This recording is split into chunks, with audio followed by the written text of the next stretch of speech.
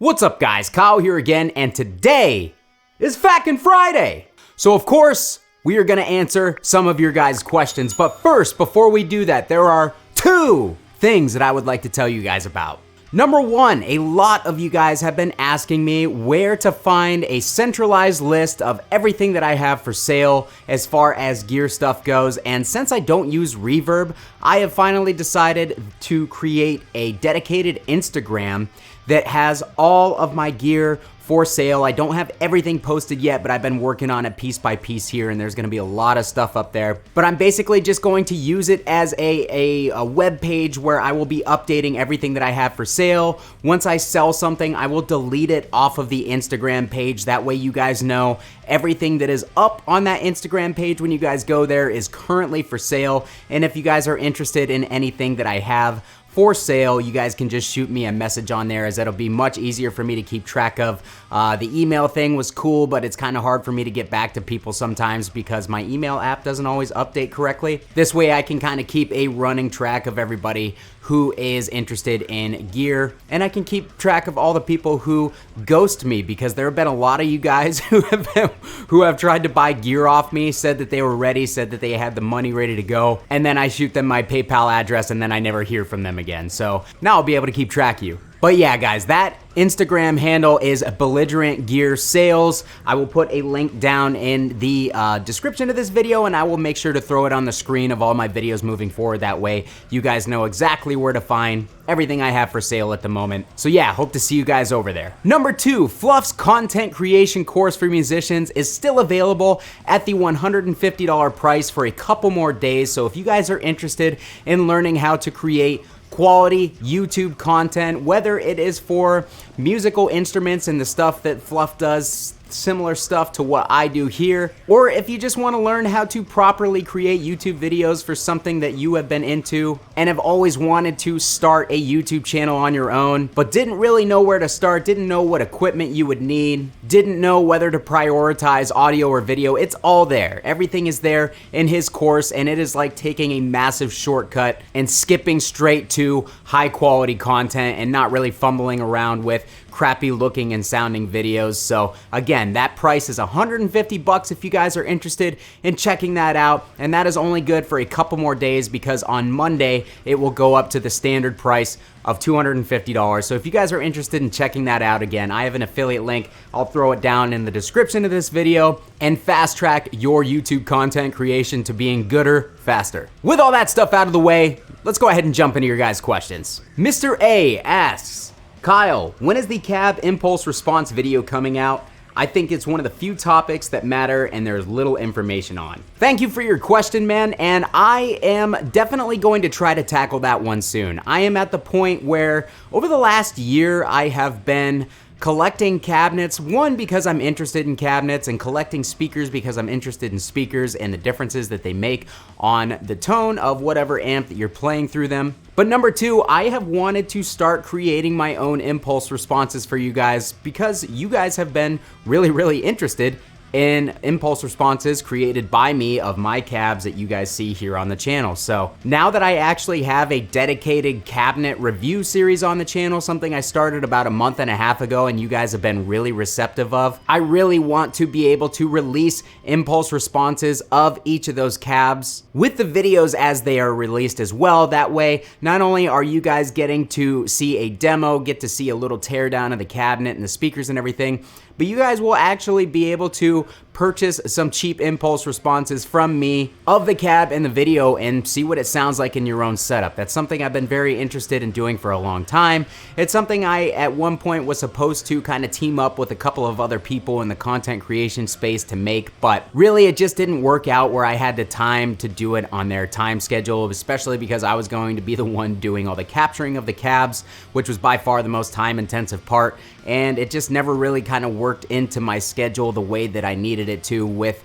you know, everybody else's schedule. So I think we have kind of decided to tackle them on our own individual respective ends. But that gives me a lot more freedom to kind of mess around with them on my end, make sure that I am getting them right, taking the time to do everything correctly. But once I do really figure the process out, I don't feel like I've quite nailed it yet, and I want to make sure that what I'm providing to you guys is a quality product. I will definitely do a video on creating impulse responses and comparing them with the real cab just to show you, you know, how accurate they are in a recording situation. Because let's be honest, not all of you guys can have a ridiculous collection of cabs in the room next to you like me. Hell, I can't even really do it because I'm completely out of room, but at this point I've kind of just, you know, sacrificed my walking space in my basement in order to be able to collect all these cabinets. But yeah, most of the really good impulse response companies make awesome recreations of these things. I really think the impulse responses are an invaluable tool, especially if you have something like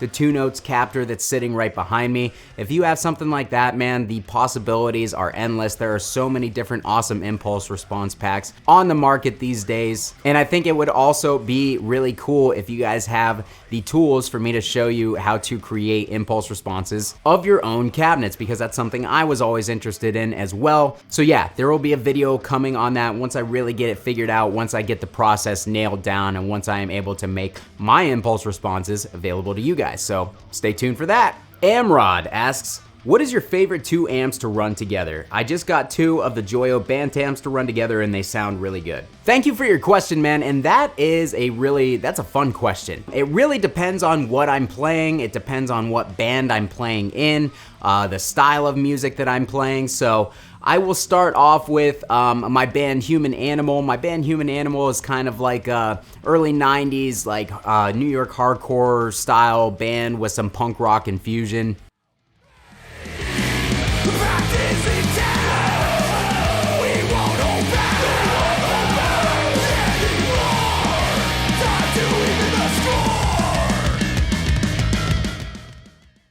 And it just lends itself to a completely different tone than I would use for something like, say, Bushido Code, where Bushido Code, I'm going for something super tight, very clear and articulate and percussive. With Human Animal, it gives me a little bit of leeway to use something that has a little bit more low-end sag, a little bit more bloom. I can use amps that don't necessarily have to react and stop on a dime, because this is a lot more like punk rock strumming. It's, you know, the amps can be looser in the low end and have a little bit more of a tubbiness to them. I mean, if you guys get the chance to listen to the Human Animal stuff, I'll put a link to our Spotify down below, but you can definitely tell it's not super tight and percussive and modern sounding like Bushido Code. It definitely has more of a looseness to it. It's a lot higher gain because the gain just kind of fills in and the guitars end up sounding like a wall of sound with the bass. So for that band, I have been using my Mezzabarba Trinity 6L6 and my Orange Rockerverb 50 as a stereo setup into my Mesa oversized 4x12 cab that I have at the Human Animal practice spot. And those two complement each other really well, because the orange is definitely that super saturated, almost buzzy, fizzy type of saturation, but it doesn't have a ton of huge low end, and it doesn't have a lot of top end either. It's very, very mid-focused, but in a pleasing way. It's a really good tone. Whereas the Mezzabarba, even though it does have a good amount of mids to it, I kind of use the Mezzabarba to fill in that big chunky low end and to give some high end and high mid aggression, because that amp is really good at filling in those frequencies. So those 2 amps together, man, are godlike. Like, seriously, I look forward to playing our first show, or my first show with the band on guitar, which is going to be a festival in Pittsburgh called Sincerity Fest. We're playing with Abnegation and Sect and a bunch of other cool hardcore bands. I believe that the show is already sold out. It sold out really quickly, so we'll be playing to a pretty large audience as well. So that'll be a good time, and it'll be really fun for me to break out those amps and use them for the first time for a live show, because I've not used either of those for a live show yet, and they sound incredible. So super hyped on my tone for that. Now for Bushido Code, I used pretty much the same setup I've told you guys a number of times. It's the same setup that I used to record the album, and it is going to be the same setup live, where I use my Splon Super Sport 50 KT88, which is actually right here. and I will also use underneath it, the EVH 5150 50-watt stealth. So those two amps combined just fill each other out nicely as well. It's kind of similar with the orange and the Metabarba, where the Splawn kind of takes care of the mid frequencies that are going to cut through the mix and sound really musical and aggressive, whereas the EVH fills in the low and the high end. It's a little bit more scooped in the mids, and it overall just creates a really big sound signature where all of the frequencies are kind of properly represented. Whereas if you were only to use one of the amps, it kind of is like each amp has its own frequencies that it is, kind of excelling in, and it also has its own set of frequencies where, it's not quite as full as maybe you would like it to be. But when you combine those two amps, it really makes for just a really full sound without sounding muddy, without sounding too crowded in the mix. It just kind of fills everything out nicely. So that's what I aim for when I am selecting two amps to pair together. Now, for a long time, and pretty much all my older bands, I had a 6505 and a PV-XXX, and I would use those together. And even though those are similar sounding in the wide world of amplifiers, I would always use the 6505 to fill in the kind of massive low end and the top end presence and aggressiveness, and the XXX I would kind of fill in some more mid frequencies, get a little bit more of a tighter and percussive tone out of that one to complement each other, and those two amps work really well together as well. But again, I am going to sometime in the near future here, like I told you guys last week, I'm super backed up on content that I need to get out. Not a bad problem to have. I just really need to focus the next couple of weeks on tackling some of these videos that I have promised to people. And once I do that, I can get back into the Belligerents in Stereo series, because that's really fun for me, where I take two amps that I think pair well together and just play them in stereo. And hopefully I can start doing a little bit of a mix track on that as well, because I think that would be a nice benefit to the series. But yeah, blending two amps together is a lot of fun. All right, guys, and our final question for today is from Russian Goose, and he asks, what are your favorite solid state heads? Also, if you're looking for good recording tips for metal, check out Frightbox Recording. I've learned a ton from him. Thank you for the question, and thank you for the suggestion, man. I actually have been checking out Frightbox Recording for the last few weeks, and the dude definitely knows his stuff and has some great videos and some great tutorials on, doing stuff from a home studio perspective. The guy definitely has some good sounding mixes and some great advice and some great feedback for people who are really just kind of learning this stuff, and getting kind of dipping their toes into it, much like myself. So yeah, good suggestion. Frightbox Recording is sweet. When was the last time you heard somebody describe something as sweet? Good Lord. Now, as far as solid state heads, perfect timing for that question, because I actually released my PV Supreme 160 video on Wednesday of this week. You guys should go check that out if you haven't seen it already, but that is at the top of the list of my favorite solid state amps. The PV Supreme lineup is pretty much, good from front to back. The Trans Tube Supreme is probably my least favorite in there, but that is still a great amp. Upstairs, I have a Supreme XL just kind of chilling, waiting for its time in the sun. And then I did a video for you guys on the XXL, which was previously my favorite solid state amp before getting a Supreme 160. XXL is a great amp as well. Sold that one to a user, Ronnie Webster, actually one of my Patreon members. Thank you so much for your patronage, Ronnie, and thank you for buying the amp. I hope that you're loving it. But yeah, I mean, as far as solid state amps, I have not really branched out too much into other brands, and that's just because I don't really know what else is good out there. I have done two Randall videos, one of the RG 1003 amp, I believe it was. Didn't really like that one very much. It sounded okay, but didn't sound great. And I also did an RG or an RX 120RH, I think it was, which is not an amp that I ever hear anybody talk about. And I don't know why, because I think that thing was probably the best. Like, if I had to compare it back to back with the PV Supreme 160, there's a good chance that I might like the Randall more. It's been quite a while since I played it. I sold it last summer, and I kind of wish that I still had it, man, because that thing sounded really freaking good. Like, I was not expecting it to sound as good as it did. I bought the whole half stack locally for $100, and I ended up selling the cab for like $100. and I sold the head to somebody for 250 bucks, so I made some money off of it. But in hindsight, I really should have just kept the head, because I would have been into it for nothing, and it sounded really good. So if I can find another one of those rando heads, I will get it in here. I'm honestly already kind of looking for another Supreme 160, because kind of kicked myself for selling that one too. They're really, really difficult to come by, and the prices have kind of generally been going up and up over the past couple of years. In fact, when I bought the most recent one that I got, I couldn't believe how much they were selling for. Like, I got the whole half stack for 400 bucks, but the amp generally was selling for $400 on Reverb, and that just blew my mind. So more realistic prices are probably 300 to 350 bucks. I sold mine for $350, but yeah, it's just insane to me the way that the prices are going up. Even on the like solid state old PV and Randall stuff, prices are just kind of going through the roof. But as far as other solid state stuff, Derek Verici has a Marshall Valve State 100. That's what it is. I know that is an extremely popular amp. That's like the Chuck Schuldiner Death amp. He's gonna let me borrow that one whenever I feel like it. That's the 8100 model. There's the Marshall AVT. There's even the Marshall MX stuff, which is meant to be like a budget entry-level amp. I'm not sure how interested you guys are in me checking that out. I'm not that interested in checking it out, but if you guys want me to, of course, I'll do a video for that thing here on the channel. There's also like the old Marshall Lead and the Artist series and the MOSFET series. There's all sorts of stuff out there in the Marshall lineage of solid state stuff. So I just need to do a little bit more research on that stuff and learn what is really worth checking out. Then we go over to Orange. There's the Crush Pro and the Super Crush. I definitely would love to demo those. That's probably the most requested amp on my channel, is the Orange Super Crush. So as soon as I can get a good deal on one of those guys, I will absolutely get that on the channel, because you guys request that from me left and right. So I promise it'll be coming sometime soon. But yeah, as far as other stuff, what is there? There's like the Randall Century, which at this point is insanely expensive.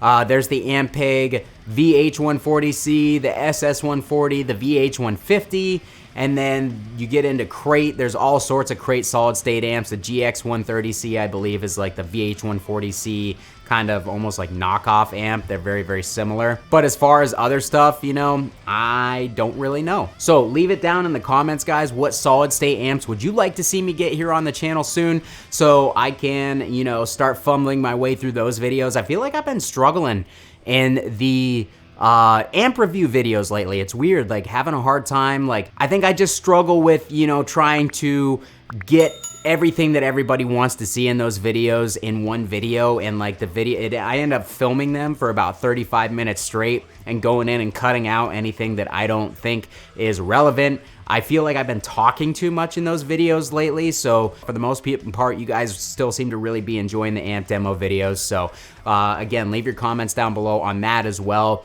Do you guys like the format that I'm doing these amp videos in? Would you like to see any changes? If you guys want to see me do mixed tracks, that just means that it's going to take me longer to do those videos. I'm down to do them, but a lot of people just seem to like me jamming directly through the amp.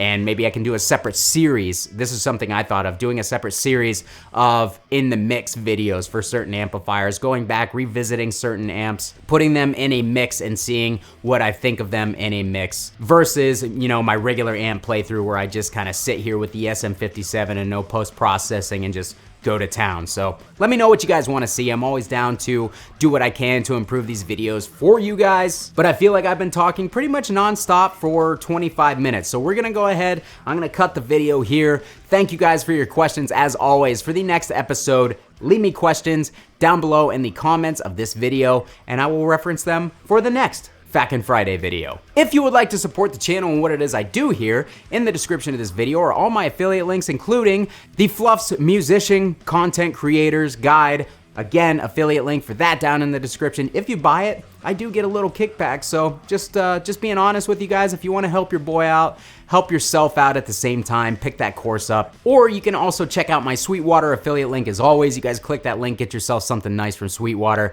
I get a little kickback. It costs you nothing extra, and it greatly helps me out. Or finally, consider adding your name to this list of very fine people. Well, I will finally have some fall apart on screen for you guys, and you can pay me for it. No, I am finally going to be able to do the giveaways as promised. I'm finally getting some free time to where I can get to those videos. So over the next month, I'm going to do 2 or 3 videos for the Patreon guys, where they will go up on my regular YouTube channel, but the items in the videos I will be giving away to my Patreon members. So if you want to get in on that pedal giveaway goodness, be sure to join my Patreon down below. Throw me a couple bucks every month. I take that money, I put it into pedals and stuff for the channel, and then every so often I will give stuff away to you guys as a thank you for being a Patreon member and helping to support my channel, what it is I do here, and the content creation that I am very sloppily throwing together. So, thanks so much for watching, guys. If you haven't liked this video, do me a huge favor, like it on the way out, subscribe, watch some of my other stuff, leave me some messages telling me how much I suck at life, whatever you want to do, I don't care. Just engage with the channel. Love you guys. Kyle here again. We'll see you next time.